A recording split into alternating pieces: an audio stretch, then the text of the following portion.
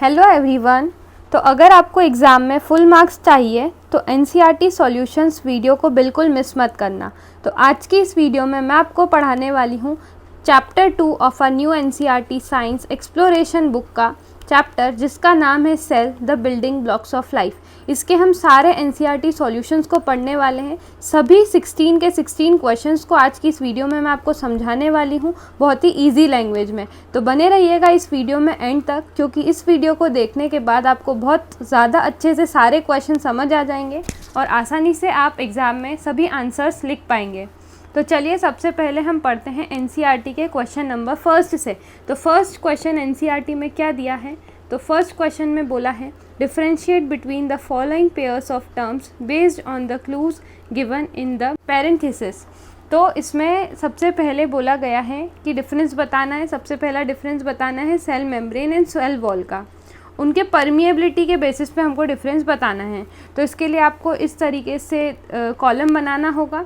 तो सबसे पहले आप इधर लिखेंगे सेल मेम्ब्रेन, इधर लिखना सेल वॉल, इधर लिखना फीचर्स। तो सेल मेम्ब्रेन के क्या फीचर्स होते हैं, तो अगर हम सेल मेम्ब्रेन की नेचर की बात करें तो मैंने जो इसके 3 पार्ट्स बनाए थे इस चैप्टर एक्सप्लेनेशन के, पार्ट 1, 2 एंड 3, वो ज़रूर आप देखना। उसमें मैंने आपको डिटेल में पूरे चैप्टर को एक्सप्लेन किया है। एनसीईआरटी के सारे टॉपिक्स को मैंने एक्सप्लेन किया है उस वीडियो में। उसकी लिंक आपको डिस्क्रिप्शन बॉक्स में मिल जाएगी। उस वीडियो को देखने के बाद आप फिर इस वीडियो को देखना ताकि आपको और भी ज़्यादा अच्छे से समझ आए, ठीक है। तो उसमें हमने पढ़ा था कि जो सेल मेम्ब्रेन होती है वो थिन और फ्लेक्सिबल होती है, यानी कि बहुत पतली और फ्लेक्सिबल होती है, ठीक है, यानी कि वो उसका शेप चेंज कर सकती है।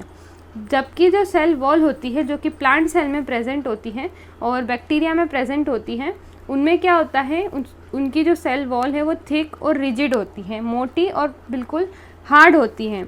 इनकी परमिएबिलिटी कैसी होती है कि सेल मेम्ब्रेन सिलेक्टिवली परमिएबल है। सिलेक्टिवली परमिएबल का मतलब ये होता है कि वो कुछ ही सब्सटेंसेस को अपने थ्रू पास होने देती है और जो सब्सटेंसेस यूज़फुल नहीं है उनको वहीं पे रिस्ट्रिक्ट कर देती है। और जबकि सेल वॉल देखें तो सेल वॉल पूरी तरीके से परमिएबल होती है और बहुत सारे सब्सटेंसेस को अपने अंदर पास होने देती है, अपने थ्रू पास होने देती है।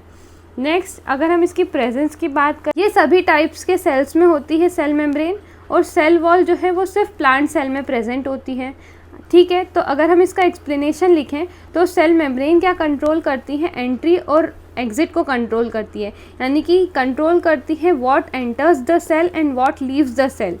While the cell membrane provide करती है सपोर्ट प्रोवाइड करती है और सारे सब्सटेंसेस को अपने थ्रू पास होने देती हैं। तो यहाँ पे हमारा जो फर्स्ट डिफरेंस है वो कंप्लीट हुआ। नेक्स्ट जो सेकंड डिफरेंस है, यहाँ पे आप इसको सेकंड लिख लेना, दिस इज सेकंड। सो इसमें क्या बोला है कि हमको डिफरेंस बताना है SER और RER का। तो RER मतलब होता है रफ एंडोप्लाज्मिक रेटिकुलम, SER मतलब होता है स्मूथ एंडोप्लाज्मिक रेटिकुलम।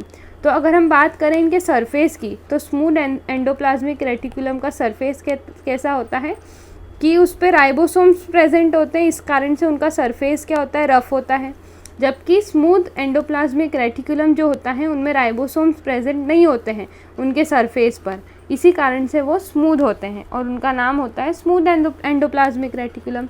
तो जो RER है उसका सरफेस रफ इस वजह से होता है क्योंकि उसमें राइबोसोम्स होते हैं। अब राइबोसोम्स क्या होते हैं उसके बारे में भी मैंने आपको डिटेल में पढ़ाया था कि राइबोसोम का काम ये होता है कि प्रोटीन का सिंथेसिस करना, ठीक है। तो SER में कोई भी राइबोसोम्स नहीं होते, इस कारण से वो स्मूथ होते हैं। तो ये बेसिक डिफरेंस था SER और RER में। नेक्स्ट डिफरेंस क्या पूछा है एनसीईआरटी में कि क्लोरोप्लास्ट और क्रोमोप्लास्ट में क्या डिफरेंस होता है, जो पिगमेंट्स के बेसिस पे हमको इसका डिफरेंस बताना है। तो अगर हम क्लोरोप्लास्ट की बात करें तो क्लोरोप्लास्ट क्या होता है, क्लोरोप्लास्ट में ग्रीन पिगमेंट होता है जिसको बोलते हैं क्लोरोफिल, और जो क्रोमोप्लास्ट होता है उसमें पिगमेंट होता है carotenoid. Carotenoid different colours provide करता है जैसे रेड, येलो, ऑरेंज। इसका फंक्शन ये होता है क्लोरोप्लास्ट का कि ये फोटोसिंथेसिस में मदद करता है प्लांट्स में। और जो क्रोमोप्लास्ट है, क्रोमोप्लास्ट क्या करता है, कलर्स प्रोवाइड करता है फ्रूट्स और फ्लावर्स को। तो ये हो गया हमारा डिफरेंस कंप्लीट। इसी के साथ साथ हमारा फर्स्ट क्वेश्चन हुआ कंप्लीट। अब नेक्स्ट क्वेश्चन नंबर 2 एनसीईआरटी ने क्या पूछा है, 2 similar animal cells are placed in 2 different solutions Cell X is placed in pure water. Cell Y is placed in concentrated salt solution. Cells are observed after some time. Cell X swell and cell Y shrink. Now which statement provide the correct explanation for the above observation? तो ये जो 4 statements दिए हुए हैं इन सभी में से सही कौन सा है, यानी कि करेक्ट एक्सप्लेनेशन कौन सा है इस ऑब्जर्वेशन के लिए। तो इस ऑब्जर्वेशन में क्या किया गया था कि 2 एनिमल सेल्स लिए गए, उनको अलग अलग सॉल्यूशंस में रखा गया। जैसे कि पहला सेल एक्स जो था उसको रखा प्योर वाटर में और सेल वाई को रखा सॉल्ट वाटर में, कंसनट्रेटेड सॉल्ट वाटर में। तो क्या ऑब्जर्व किया गया कुछ समय बाद कि सेल एक्स क्या हो गया, स्वेल यानी कि फूल गया, और सेल वाई क्या हो गया, श्रिंक हो गया। अब इन चारों में से कौन सी ऑब्जर्वेशन सही है तो पढ़ लेते हैं। सबसे पहला ऑप्शन में लिखा है salt molecules moves into the cell Y and causing it to shrink. Next, water moves into the cell X and more water moved out of the cell Y, then the salt solution enters it. Next, water moves into the cell X and moved out of the cell Y through the cell membrane. तो ये जो third option है वो सही है, क्योंकि देखो अगर कोई सा भी सेल है, for example this is your cell, तो ये जो सेल है इस सेल के अंदर का जो पानी था वो अगर बाहर चले जाएगा तो ये सेल क्या हो जाएगा, श्रिंक हो जाएगा। अगर कोई सा नॉर्मल सेल है उसके अंदर पानी एंटर हो जाएगा तो ऑब्वियस सी बात है कि वो क्या हो जाएगा, स्वेल हो जाएगा। तो यही चीज़ यहाँ पे हो रही है, जो कि एक करेक्ट स्टेटमेंट कौन सा है, थर्ड वाला। तो थर्ड ऑप्शन पे आपको लगाना है टिक। फिर इसका डिटेल एक्सप्लेनेशन अगर मैं आपको बताऊँ तो इसमें हो क्या रहा है, बेसिकली कौन सी प्रोसेस हो रही है, इसमें ऑस्मोसिस हो रहा है। ऑस्मोसिस क्या होता है, वाटर का मूवमेंट जब हायर कंसंट्रेशन से लोअर कंसंट्रेशन की तरफ जब होता है उस प्रोसेस को बोलते हैं ऑस्मोसिस। तो प्योर वाटर के केस में क्या हो रहा है, पानी सेल के अंदर आ रहा है, यानी कि सेल नॉर्मली ऐसा था, उसके अंदर वाटर आया तो सेल क्या हो गया, स्वेल हो गया। तो ये प्योर वाटर के केस में हुआ। नेक्स्ट, सॉल्ट वाटर में जब हमने एनिमल सेल डाला, सेल वाई डाला, तो वो क्या हो गया, श्रिंक हो गया, क्योंकि उससे क्या आ गया, वाटर कहाँ आ गया, सेल के बाहर आ गया, तो सेल क्या हो गया, पूरी तरीके से श्रिंक हो गया, यानी कि छोटा हो गया। ठीक है, तो ये था सॉल्ट वाटर में ऐसा हुआ था। अब नेक्स्ट क्वेश्चन एनसीईआरटी में क्या पूछा गया है, क्वेश्चन नंबर 3 पढ़ लेते हैं हम।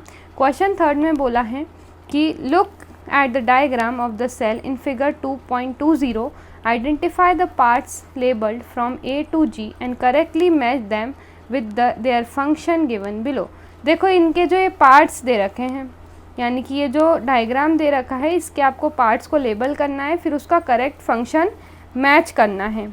ये क्या है, सारे फंक्शंस लिखे हैं, उनसे करेक्ट मैच करना है। तो देखो सबसे पहले अगर हम देखें control of activity, control of activity कौन करता है, तो कंट्रोल ऑफ एक्टिविटी करता है न्यूक्लियस। डिटेल में जब मैंने पढ़ाया था इस चैप्टर को उसमें मैंने आपको एक्सप्लेन किया था पूरी तरीके से, सारे चीज़ें एक एक बताई थी, तो वो वीडियो ज़रूर देख लेना।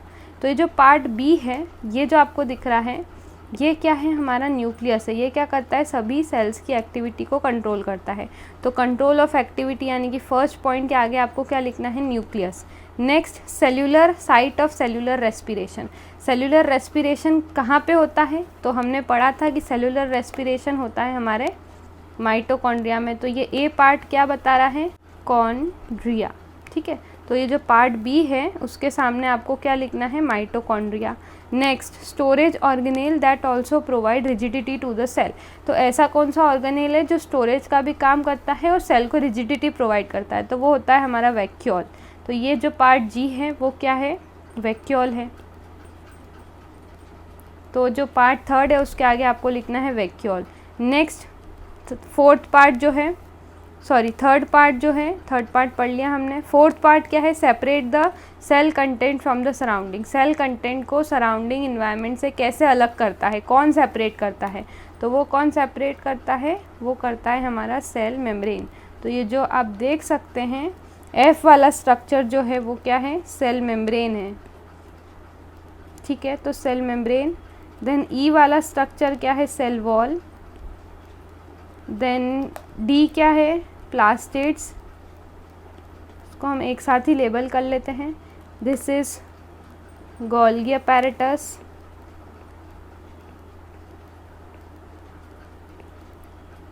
एंड दिस इज वैक्यूल तो लिख लिया है, ठीक है। तो ये हमने लेबल कर दिया। अब एक एक करके इनके आंसर्स देख लेते हैं कि सेपरेशन कौन करता है सराउंडिंग से, सेल मेम्ब्रेन करता है। स्ट्रक्चरल रिजिडिटी कौन प्रोवाइड करता है सेल को, सेल वॉल प्रोवाइड करता है, तो इसको सेल वॉल से मैच करना है। पैकेजिंग मटेरियल का मतलब मटेरियल्स को कौन पैकेज करता है, पैक और स्टोर करता है, तो वो कौन करता है, गोल्गी अपैरेटस करता है। Then help in manufacturing food manufacturing में कौन मदद करता है, क्लोरोप्लास्ट। यहाँ पे प्लास्टिड्स की जगह आप क्लोरोप्लास्ट लिख लेना। वैसे दोनों एक ही बात है बट क्लोरोप्लास्ट ज़्यादा सही है। क्लोरोप्लास्ट भी एक तरह का प्लास्टिड ही होता है, ठीक है। सो यहाँ पे हमारा क्वेश्चन नंबर 3 हुआ कंप्लीट। अब हम बढ़ते हैं क्वेश्चन 4 की तरफ। क्वेश्चन 4 में क्या बोला है, which of the following options of the pair of the cell organelles are correctly placed under the given category। So ये टेबल को देख के आपको बताना है कि कौन सा मैच सही है, यानी कि इन चारों में से कौन सा सही है। तो देखो ल्यूकोप्लास्ट जो है वो प्लांट सेल में होता है और सेल वॉल एनिमल सेल में, तो ये तो बिल्कुल गलत है। Mitochondria in plant cell and animal cell में राइबोसोम्स, तो ये भी गलत है। थर्ड जो है उसमें लिखा है सेल वॉल और गोल्गी अपैरेटस, तो ये बिल्कुल सही है कि प्लांट सेल में सेल वॉल होती है और एनिमल सेल में गोल्गी अपैरेटस होता है। तो हमारा जो थर्ड ऑप्शन है वो है सही। तो आपको थर्ड पे टिक लगाना है और लिखना है कि अदर ऑप्शंस इनकरेक्ट हैं क्योंकि वो रॉन्गली क्लासीफाई किया गया है ऑर्गेनेल्स को। तो सिंपली ये क्वेश्चन ख़त्म हुआ। नेक्स्ट क्वेश्चन नंबर 5 में क्या बोला है, 2 students Renu and Rohit were having a discussion on the plastids. Renu emphasized that all parts of the plants, even roots, contains plastids. However, Rohit did not agree with the statement and told her that the plastids are absent in plant roots since the roots are underground and do not need to perform photosynthesis. Who is correct? Justify your answer. तो देखो जो रेनू थी ना, एक लड़की थी रेनू, ठीक है। सो दिस अ गर्ल, ये रेनू है और ये है रोहित, ठीक है। ये दोनों क्या कर रहे थे, क्लासरूम में डिस्कशन कर रहे थे प्लास्टिड्स के ऊपर, कि प्लास्टिड्स के बारे में डिस्कस कर रहे थे। तो जो रेनू थी, ये रेनू थी, इसका कहना था कि जो जितने भी पार्ट्स हैं प्लांट के, जैसे कि रूट्स हो गए, रूट्स और जो दूसरी भी पार्ट्स होते हैं जैसे लीव्स वगैरह, सारे पार्ट्स में क्या होता है, प्लास्टिड प्रेजेंट होता है। पर रोहित ने उसकी बात से एग्री नहीं किया। रोहित ने कहा कि नहीं, रूट्स जो होती हैं प्लांट्स की वो तो अंडरग्राउंड होती है, यानी कि ज़मीन के अंदर होती है, तो वो तो फोटोसिंथेसिस करती ही नहीं है, तो उनको प्लास्टिड्स की क्या ज़रूरत, तो वहाँ पे प्लास्टिड्स नहीं होते हैं रूट्स में, ऐसा बोला था रोहित ने। तो दोनों में से कौन सही है ये बताना है और हमारे आंसर को जस्टिफाई करना है। तो जो सही है वो है Renu. Girls are always right. Okay, तो रेनू सही बोल रही है क्योंकि जो प्लास्टिड्स हैं वो 3 टाइप्स के होते हैं, क्लोरोप्लास्ट, क्रोमोप्लास्ट, ल्यूकोप्लास्ट। जो ल्यूकोप्लास्ट होते हैं वो क्या करते हैं, फूड स्टोरेज का काम करते हैं, और ये ल्यूकोप्लास्ट बेसिकली रूट्स में पाए जाते हैं। तो ये ल्यूकोप्लास्ट जो है वो भी एक तरह के प्लास्टिड्स ही हैं जो कि रूट्स में पाए जाते हैं, जो कि फूड स्टोर करते हैं। इस कारण से रेनू का कहना सही था। Even though roots do not perform photosynthesis they still have plastids, यानी कि वो फोटोसिंथेसिस भले ही नहीं करते हैं रूट्स, बट वो क्या करते हैं, उनमें प्लास्टिड्स होते हैं क्योंकि वो फूड स्टोर करते हैं, ठीक है। नाउ नेक्स्ट क्वेश्चन क्या बोला है एनसीईआरटी में, वो पढ़ लेते हैं। Mitochondria and chloroplast are 2 important organelles in a plant cell, यानी कि माइटोकॉन्ड्रिया प्लास्टिड्स एक इम्पॉर्टेंट ऑर्गेनेल होता है प्लांट सेल का। Discuss how these 2 organelles are structurally and functionally similar to each other या डिफरेंट फ्रॉम ईच अदर। अगर आपने मेरी जो एक्सप्लेनेशन वीडियो देखी होगी इस चैप्टर की तो आपको ये आंसर अभी तक आ गया होगा। तो उसमें हमने पढ़ा था कि दोनों माइटोकॉन्ड्रिया क्लोरोप्लास्ट एक जैसे इसलिए बोला गया है क्योंकि दोनों ही डबल मेम्ब्रेन्ड होते हैं, दोनों के पास ही अपना खुद का न्यूक्लियस होता है और दोनों क्या करते हैं, एनर्जी रिलेटेड प्रोसेस करते हैं सेल्स के अंदर। मेन डिफरेंस अगर हम देखें कि माइटोकॉन्ड्रिया क्या करता है, रेस्पिरेशन में हेल्प करता है और एनर्जी रिलीज़ करता है, और क्लोरोप्लास्ट क्या करता है, फोटोसिंथेसिस करता है और फूड को स्टोर करता है। ये प्लांट सेल और एनिमल सेल दोनों में होता है, बल्कि क्लोरोप्लास्ट सिर्फ प्लांट सेल में होता है। माइटोकॉन्ड्रिया में क्लोरोफिल एब्सेंट होता है, क्लोरोप्लास्ट में क्लोरोफिल होता है जो कि ग्रीन पिगमेंट होता है। तो यहाँ पे हमारा डिफरेंस हुआ कंप्लीट। नेक्स्ट क्वेश्चन नंबर 7 में क्या बोला है, which of the following pairs of cell organelles contains DNA. ऐसा कौन से सेल ऑर्गेनेल है जिनमें डीएनए प्रेजेंट होता है, जिसके पास अपना खुद का डीएनए है। तो एक तो अभी हमने पढ़ा माइटोकॉन्ड्रिया के पास उसका खुद का डीएनए होता है, और एक और ऑर्गेनेल होता है न्यूक्लियस। तो हमारा जो सेकंड ऑप्शन है वो सही है। ठीक है, तो न्यूक्लियस और माइटोकॉन्ड्रिया दोनों के पास उनका खुद का जेनेटिक मटीरियल यानी कि डीएनए होता है दोनों के पास ही। ठीक है, पर्सनल डीएनए होता है। नेक्स्ट क्वेश्चन नंबर 8 क्या बोला है एनसीईआरटी में, तो यह है कैरोट एक्सपेरिमेंट के बारे में। सो इसको रीड कर लेते हैं। A researchers carried out an experiment. तो इन्होंने ना एक कैरोट एक्सपेरिमेंट किया था क्वेश्चन नंबर 8 में। तो वो कैरोट एक्सपेरिमेंट क्या था कि उन्होंने, इसको मैं रीड कर देती हूँ, आप एनसीईआरटी बुक ज़रूर खोल के बैठना। A researcher carried out an experiment in which she took 2 carrots, यानी कि जो गाजर होती है 2 गाजर ली उन्होंने सेम साइज़ की। Then she placed the carrot in a plain water and other carrot in concentrated salt solution. After 24 hours, she recorded her observation. तो उसने क्या करा कि 2 बीकर लिए, तो एक में क्या था, प्योर वाटर था, इस वाले में प्योर वाटर था और दूसरे वाले में सॉल्ट सॉल्यूशन था। दोनों कैरोट को इस बीकर में डाल दिया। फिर कुछ समय बाद क्या ऑब्ज़र्व किया, तो वो ऑब्ज़र्वेशन बताना है हमको कि सबसे पहला जो था फर्स्ट क्वेश्चन क्या बोला है, what hypothesis does she want to test. तो वो क्या टेस्ट करना चाह रही थी इस एक्सपेरिमेंट को करके, तो वो बेसिकली ये देखना चाह रही थी कि जो वाटर है वो सेल के अंदर आता है या सेल के बाहर जाता है। तो वो उसमें लिखा है water moves in and out of the cell by osmosis depending on the surrounding solution. बाहर के सॉल्यूशन के बेसिस पे वो देखना चाह रही थी कि सेल के अंदर वाटर एंटर होता है या सेल के बाहर।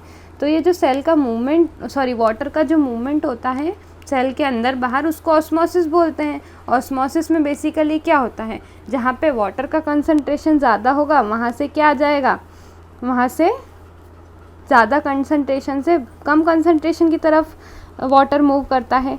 बल्कि अगर हम सॉल्यूट कंसंट्रेशन देखें, सॉल्यूट यानी कि सॉल्ट, शुगर, ये सब क्या होते हैं, सॉल्यूट होते हैं। तो सॉल्यूट का अगर हम देखें तो सॉल्यूट का उल्टा होता है। सॉल्यूट का कंसंट्रेशन जहाँ पे लोअर होगा वहाँ से वो हायर की तरफ जाना चाहता है सॉल्यूट। बल्कि वाटर क्या करता है, ये हमने बात करी सॉल्यूट की, ठीक है, सॉल्यूट यानी कि सॉल्ट, वाटर, ये सारा उसका कंसंट्रेशन। और वाटर का कंसंट्रेशन में क्या होता है कि हायर से लोअर की तरफ जाता है, from higher concentration to lower concentration. तो ये आपको ध्यान रखना है, इसमें कंफ्यूज मत होना। ठीक है, अब नेक्स्ट क्वेश्चन क्या पूछा है, what would you suggest for the improvement of this experiment. तो आप इस एक्सपेरिमेंट को इम्प्रूव करने के लिए क्या सजेशन दोगे। तो हम सजेशन देंगे कि आपको जो कैरोट्स यूज़ करना है वो सेम साइज़ और सेम थिकनेस की होनी चाहिए, ताकि हम बाद में उसको कंपेयर आसानी से कर सकें ना। दोनों ही जो सेटअप है उनको सेम कंडीशन प्रोवाइड करना है, सेम टाइम पे एक्सपेरिमेंट शुरू करना है और टेम्परेचर भी सेम होना चाहिए। ये हम 2 सजेशंस देंगे। Why does the carrot in plain water stay stiff and crunchy but the carrot in the concentrated solution become rubbery and limp। यानी कि जो स्टिफ का क्या मतलब होता है कि टर्जिड, यानी कि वो क्या हो गई थी, फूल गई थी, क्योंकि उसके अंदर क्या आ गया था, पानी आ गया था। बल्कि जो सॉफ्ट जो हो गई थी, यानी कि जब सॉल्ट सॉल्यूशन में उसको डाला गया तो वो क्या हो गई थी, फ्लैसिड हो गई थी। तो आपको क्या लिखना है, प्लेन वाटर में जब हमने डाला कैरोट को तो उसका जो वाटर है वो सेल के अंदर आ गया, इस कारण से सेल क्या हो गए, उसके टर्जिड हो गए, यानी कि स्टिफ हो गए, यानी कि इस तरीके से स्वेल हो गए। यानी कि ये जो कैरोट थी, देखो पहले ये जो कैरोट थी वो इस तरीके से दिखाई दे रही थी, तो ये स्वेल होकर के बड़ी हो गई है कैरेट। ठीक है, और ये वाले कंडीशन में क्या हुआ, जो कैरेट थी वो और ज़्यादा इस तरीके सॉफ्ट हो गई, मतलब सॉरी यहाँ पे क्या हो गई, ये सॉफ्ट हो गई, यानी कि फ्लैसिड हो गई। ठीक है, क्योंकि उसका जो पानी था वो सेल के बाहर आ गया है। तो यही था एक्सपेरिमेंट में, और ये तीनों क्वेश्चंस के हमने आंसर दे दिए। अब हम बढ़ते हैं नेक्स्ट क्वेश्चन नंबर 9 की तरफ। क्वेश्चन नंबर 9 में क्या बोला गया है, इंडिकेट द प्रेजेंस और absence of the following structures in bacterial and animal cell. तो हमको बताना है कि कौन सा स्ट्रक्चर किस में प्रेजेंट होता है। सो ये टेबल जो आपकी एनसीईआरटी में दे रखी है उसको देख के बताना है कि कौन सा स्ट्रक्चर किस में प्रेजेंट होता है। तो अगर हम बात करें क्रोमोसोम्स की, तो क्रोमोसोम्स क्या बैक्टीरियल सेल में प्रेजेंट होते हैं, तो हाँ होते हैं, क्योंकि बैक्टीरियल सेल के पास भी अपना खुद का जेनेटिक मटेरियल होता है, तो जेनेटिक मटेरियल में क्रोमोसोम्स होते हैं, तो इस पर हम लगाएंगे राइट। देन एनिमल सेल में भी होते हैं, तो इसमें भी हम लगाएंगे राइट, या फिर आप इस तरीके से प्रेजेंट लिख लेना। नेक्स्ट, न्यूक्लियस किस में, बैक्टीरियल सेल में नहीं होता है, क्योंकि इसमें क्या होता है, न्यूक्लियोइड होता है बैक्टीरियल सेल में, और एनिमल सेल में होता है nucleus present. Then mitochondria bacterial cell में एब्सेंट होता है, एनिमल सेल में प्रेजेंट होता है। गोल्गी कॉम्प्लेक्स या फिर गोल्गी अपैरेटस इसमें एब्सेंट होता है, इसमें प्रेजेंट होता है। क्रोमोप्लास्ट दोनों में ही एब्सेंट होता है, ठीक है, क्योंकि क्रोमोप्लास्ट कहाँ पाया जाता है, प्लांट सेल में पाया जाता है, ठीक है। तो यहाँ पे हमारा क्वेश्चन 9th हुआ complete. Next, carry out the potato experiment. अब पोटैटो एक्सपेरिमेंट पे एक क्वेश्चन आता है, तो वो एक्सपेरिमेंट मैं आपके लिए रीड कर देती हूँ। तो उसमें क्या बोला गया है कि take 4 peeled potato halves and scoop each one out to make potato cup. One of the potato cups should be made from a boiled potato. Place each of the potato cups in a beaker containing water. Now set up the experiment as follows. तो सबसे पहले क्या करना है, keep cup ए empty. सबसे पहले जो cup ए है वो एम्प्टी रखना है। तो देखो जो पोटैटो है ना, टोटल कितने पोटैटो लेने हैं आपको, 4 पील्ड पोटैटो लेने, यानी कि छिले हुए पोटैटो लेने हैं, फिर उसको आधा आधा काट लेना है, ठीक है। उनको आधा काटने के बाद आपको बीकर में रखना है, 4 अलग अलग बीकर्स में रखना है। तो जो हमारा सबसे पहले कप ए है, जो कप ए है उसको हमको खाली रखना है, यानी कि एम्प्टी, ठीक है। इस तरीके से हमको कप बना लेना है। तो पोटैटो था उसके भी बीच में हमने इस तरीके से स्कूप की मदद से उसका बीच का पार्ट निकाल लिया, तो ये पोटैटो कप शेप का बन गया, ठीक है। फिर इसके बाद क्या करना है, कप बी में हमको 1 टेबलस्पून शुगर ऐड करनी है। ये क्या डाली हमने यहाँ पे, शुगर डाल दी इसके कप में। फिर जो तीसरा कप है, तीसरे कप में हमने 1 टेबलस्पून सॉल्ट का डाला है। इसमें क्या डाला है, यहाँ पे बीच में सॉल्ट डाला है। और जो 4th है उसमें हमने क्या डाला है, शुगर डाला है। और ये जो 4th वाला है ना, ये उबला हुआ आलू है, लेना है हमको 4th वाले में, ठीक है, यानी कि बॉइल्ड पोटैटो, फिर उसमें डाल देनी है, ठीक है। तो ये हमने 4 बीकर ले लिए, उसमें हमने इस तरीके से रख दिए पोटैटोज़ को। अब हमको कुछ क्वेश्चंस के आंसर देना है ये एक्सपेरिमेंट करने के बाद, ठीक है। तो हमने सबसे पहले क्वेश्चन का आंसर देना है, वो है कि explain why water gathers in the hollowed portion of cup B and cup C. तो कप बी और कप सी का जो हॉलो पोर्शन था, यानी कि ये वाला जो पार्ट था, वहाँ पे वाटर क्यों इकट्ठा हो गया, तो वहाँ पे इसलिए इकट्ठा हो गया क्योंकि कप बी और कप सी में क्या था, सॉल्यूट था, यानी कि शुगर और सॉल्ट क्या है, सॉल्यूट है। तो ये क्या है, शुगर कंसनट्रेटेड सॉल्यूशन बना लेता है, शुगर और सॉल्ट क्या बनाता है, प्योर वाटर लोग डाइल्यूट होता है, और अगर हम उसमें सॉल्यूट या शुगर डाल दें तो वो कंसनट्रेटेड हो जाता है। तो वाटर क्या करता है, मूव आउट हो जाता है, यानी कि मतलब कि वहाँ बाहर जो वाटर प्रेजेंट था उससे वाटर कहाँ आ गया, पोटैटो के अंदर आ गया through the process of osmosis, ठीक है। क्योंकि यहाँ पे वाटर का मूवमेंट हो रहा है from lower concentration to higher concentration, from higher concentration to lower concentration हो रहा है वाटर का मूवमेंट, ठीक है। तो यहाँ पे इकट्ठा हो गया ये, क्योंकि वहाँ पे क्या था, लोअर कंसनट्रेशन था पोटैटो का, जो हॉलो पोर्शन था वहाँ पे, ठीक है। तो नेक्स्ट क्वेश्चन नंबर 2 में क्या बोला है, why is cup a necessary for this experiment. अब ये खाली कप क्यों ज़रूरी था इस एक्सपेरिमेंट के लिए, तो इसका आंसर लिखना है कि वो कंट्रोल सेटअप बताना चाह रहा है, ताकि मतलब एक कंट्रोल सेटअप की तरह वो एक्ट कर रहा है, ताकि हम कंपेयर कर सकें, सिंपली कंपैरिजन के लिए, कि अगर नॉर्मल कंडीशंस मिली अगर पोटैटो को तो क्या होगा, अगर हमने कंडीशंस इन सभी में कंडीशंस चेंज कर दिए और इसमें कंडीशंस क्या है, सेम है, सिंपली वाटर में पोटैटो डला हुआ है और कुछ नहीं है, तो इसको कंपैरिजन के लिए रखा गया है। Next, explain why water does not gather in the hollowed portion of A and D. अब ए और डी के हॉलो पोर्शन में वाटर क्यों नहीं आया, ये ए और डी का जो ये हॉलो पोर्शन था वहाँ पे वाटर क्यों नहीं इकट्ठा हुआ। तो जो कप ए था उसमें कोई भी कंसंट्रेशन डिफरेंस ही नहीं था, क्योंकि उसमें सिंपली वाटर में पोटैटो रखा है, तो वहाँ पे ऑस्मोसिस नहीं हुआ, इस कारण से वाटर का मूवमेंट नहीं हुआ। और जो कप डी है उसमें बॉइल्ड पोटैटो रखा गया था, और बॉयल हम जब भी किसी चीज़ को करते हैं तो उसके सेल्स क्या हो जाते हैं, मर जाते हैं। अब सेल्स ही मर गए तो वो किस तरीके से मूवमेंट करेगा वाटर, तो इस कारण से क्या हुआ, ऑस्मोसिस नहीं हुआ यहाँ पे। तो इस कारण से कप ए और कप डी में वाटर इकट्ठा नहीं हुआ। तो यहाँ पे हमारा क्वेश्चन नंबर 10 हुआ कंप्लीट। नेक्स्ट क्वेश्चन नंबर 11 क्या बोला है एनसीईआरटी में, identify the pairs that incorrectly matches the cell organelles and its function. अब इनमें से कौन सा इनकरेक्टली मैच्ड है वो बताना है, ठीक है। तो इसके लिए आपकी जो एनसीईआरटी है, आप उसमें एनसीईआरटी क्वेश्चन नंबर 11 को देखना। सबसे पहले दिया है, सबसे पहले ऑप्शन में लिखा है राइबोसोम जो प्रोटीन सिंथेसिस करता है। सेकंड में लिखा है एसईआर जो लिपिड और ग्लूकोज सिंथेसिस करता है। तो ये बिल्कुल गलत है, ये लिपिड और सेलुलोज सिंथेसिस नहीं करता है। ये एसईआर जो है वो सिर्फ लिपिड सिंथेसिस करता है। ये जो सेल्यूलोज वाला पार्ट है वो गलत है, इसका मतलब कि पूरा ही सेकेंड ऑप्शन गलत है, ठीक है, क्योंकि सेल्यूलोज सिंथेसाइज नहीं करता है SER, smooth endoplasmic reticulum. Next question number 12। Next question 12 में बोला है what outcome do you expect if all the mitochondria are removed from the eukaryotic cell.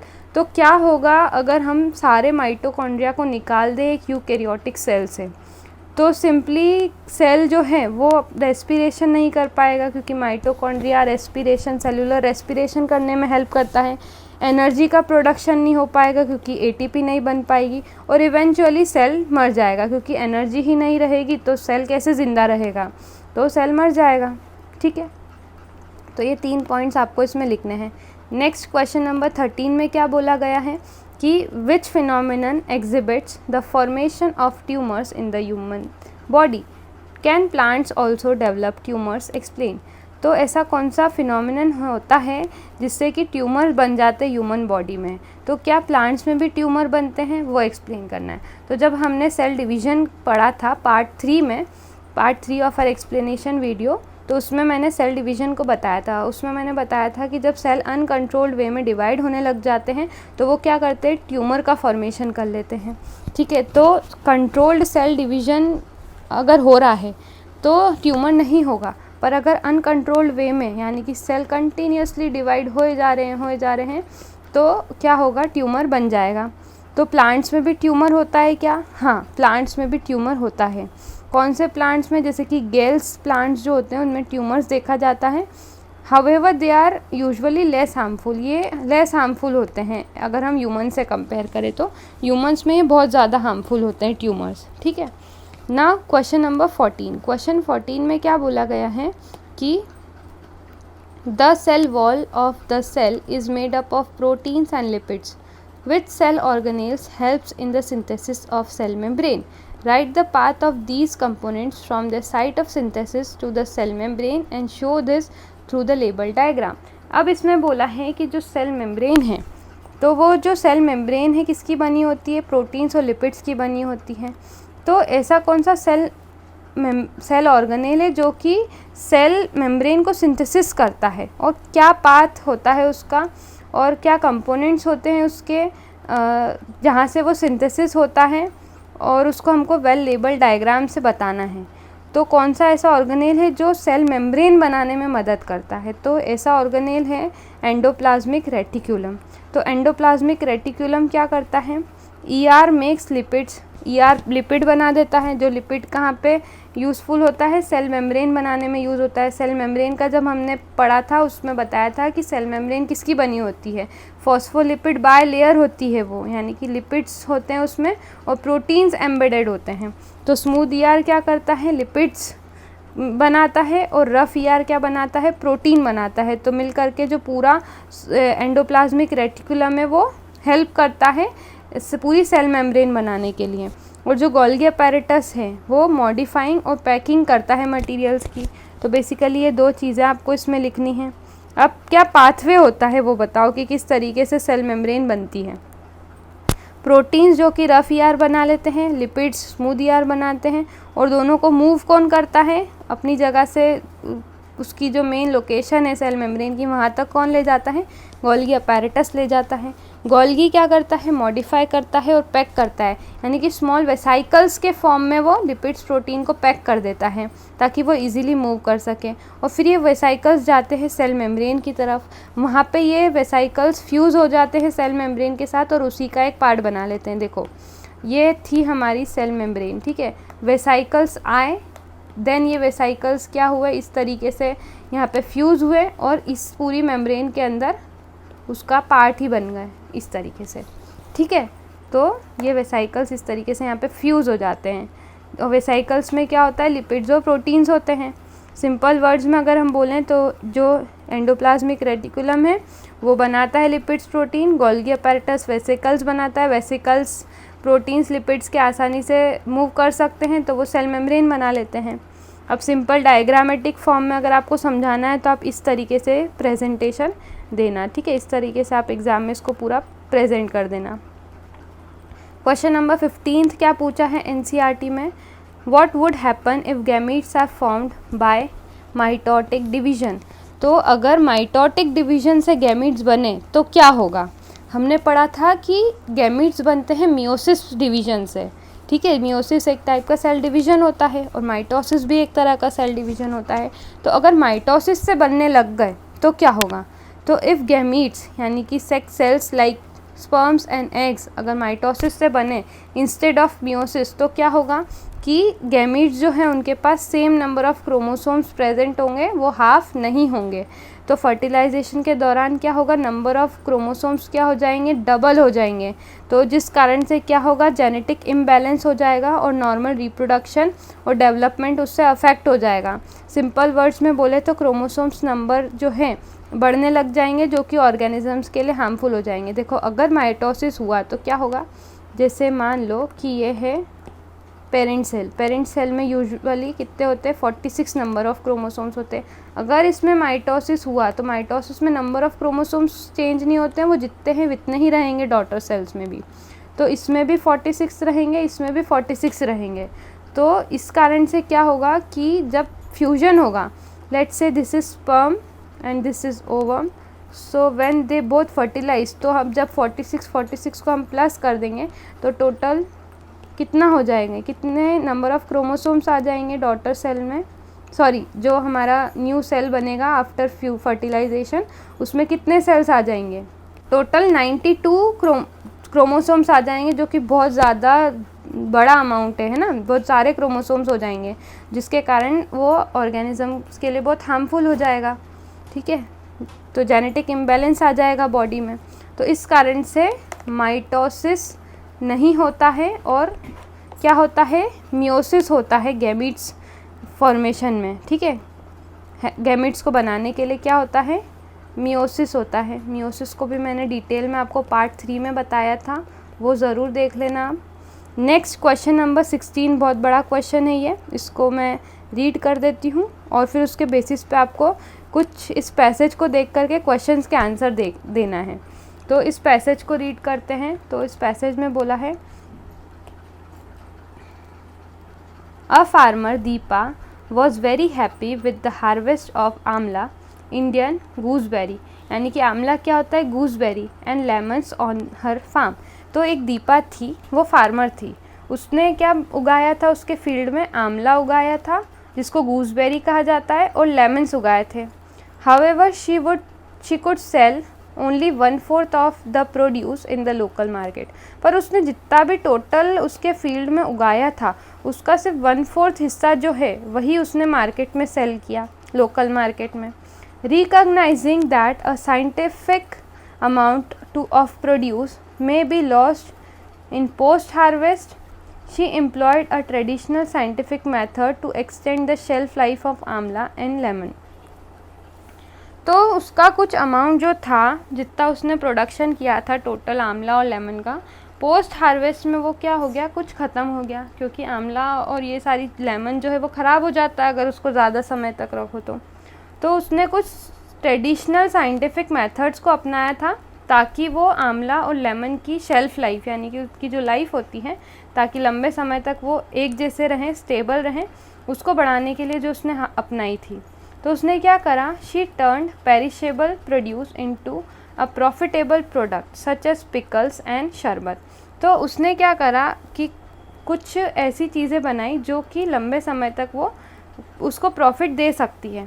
तो उसने कुछ प्रोडक्ट्स बना लिए, जैसे कि लेमन यानी कि नींबू का अचार बना लिया और आंवला का शरबत बना लिया। She use the excess produce to prepare pickles. उसने जो उसका एक्सेस यानी कि बचा हुआ जो था प्रोडक्शन जो उसने सेल नहीं किया, उसने बना लिए पिकल्स यानी कि अचार बना लिया, मुरब्बास बना लिया, आपने खाया होगा मुरब्बा जो होता है वो, और शरबत बना लिया। By adding appropriate amount of salt. तो उसने ये जब बनाया उसमें अच्छे अमाउंट में शक्कर डाली, नमक डाली और जैगरी यानी कि गुड़ डाला। गुड़ स्मॉल अमाउंट में डाला था, ठीक है, और small pieces of fruits and their juices. तो उसने इसमें ऐड किया ये सारी चीज़ें। These were then stored in small glass bottles for sale। फिर उसने क्या करा, इसी ग्लास की बॉटल्स में उसको स्टोर किया और फिर उसको सेल किया। Helping her prevent the wastage of post harvest produce. तो इसके कारण से जो पोस्ट हार्वेस्ट यानी कि हार्वेस्ट होने के बाद जो वेस्टेज होता है वो नहीं हुआ, क्योंकि उसने जो वेस्ट होना था मटेरियल उसका पहले ही उसने अचार, मुरब्बा और शरबत बना लिया। This shift from farming to agro processing would strengthen food security and boost the local economy. इसके कारण क्या हुआ कि एग्रो प्रोसेसिंग हुई, जिसके कारण फूड सिक्योरिटी अच्छी हुई और जिसके कारण से इकोनॉमी यानी कि पैसा मिला, जिसके कारण से सस्टेनेबल मॉडल तैयार हुआ। That cuts waste while increasing her income. जिसके कारण से वेस्ट भी नहीं हुआ और उसकी इनकम भी बढ़ी। तो इस पैसेज के अकॉर्डिंग आपको 4 क्वेश्चंस के आंसर देने हैं। सबसे पहला क्वेश्चन पूछा है, which scientific concept has the farmer applied in the preservation of the farm produce. तो उसने जो फार्म प्रोड्यूस किया था यानी कि जो चीज़ उगाई थी तो उसका उसने प्रिजर्वेशन किस तरीके से किया, कौन सी साइंटिफिक कंसेप्ट उसने यूज़ किया।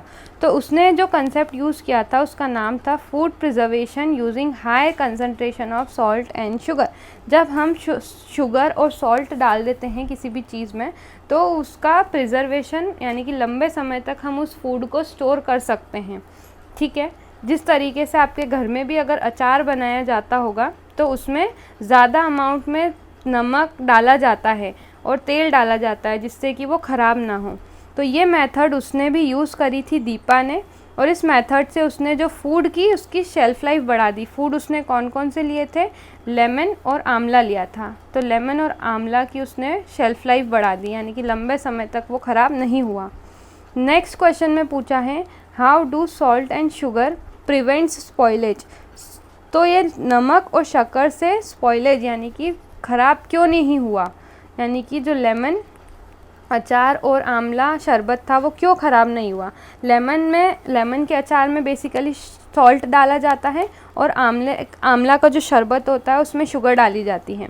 तो ये दोनों को अच्छी लार्ज अमाउंट में डाला तो जिसके कारण क्या हुई, हाइपरटोनिक इन्वायरमेंट कंडीशन डेवलप हुई। हाइपरटोनिक कंडीशन मैंने आपको बताया था कि हाइपरटोनिक सॉल्यूशन मतलब क्या होता है कि जिसमें कंसनट्रेटेड सॉल्यूशन का यूज़ करते हैं, जिसके कारण क्या होता है कि this pools out water from bacteria and fungi.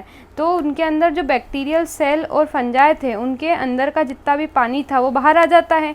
तो जिसके कारण बिना पानी के कोई भी माइक्रो ऑर्गेनिज्म सर्वाइव नहीं कर पाता है और ना ही ग्रो कर पाता है। तो वो क्या हो जाता है, बैक्टीरिया और फंजाई ग्रो होते हैं और क्या हो जाते हैं, वहीं की वहीं मर जाते हैं, क्योंकि वहाँ पे क्या हुई, हाइपरटोनिक कंडीशन हो गई। यहाँ पे वाटर मूव आउट हो गया उनके सेल से और क्या हो गया, पानी नहीं रहता है तो मर जाता है cell. As a result food जो है स्पॉइल नहीं होता है क्योंकि वो बैक्टीरिया, फंजाई और अदर माइक्रो ऑर्गेनिज्म से बचा हुआ रहता है। तो सिंपल वर्ड्स में बोले तो शुगर और सॉल्ट क्या करता है, जर्म्स को रिमूव करता है, ठीक है, रिमूव वाटर फ्रॉम जर्म्स। तो वो क्या हो जाते हैं, मर जाते हैं और आगे ग्रो नहीं हो पाते हैं, जिसके कारण हमारा फूड स्पॉइल नहीं होता है। Next question number 3, suggest a healthy recipe for food preservation.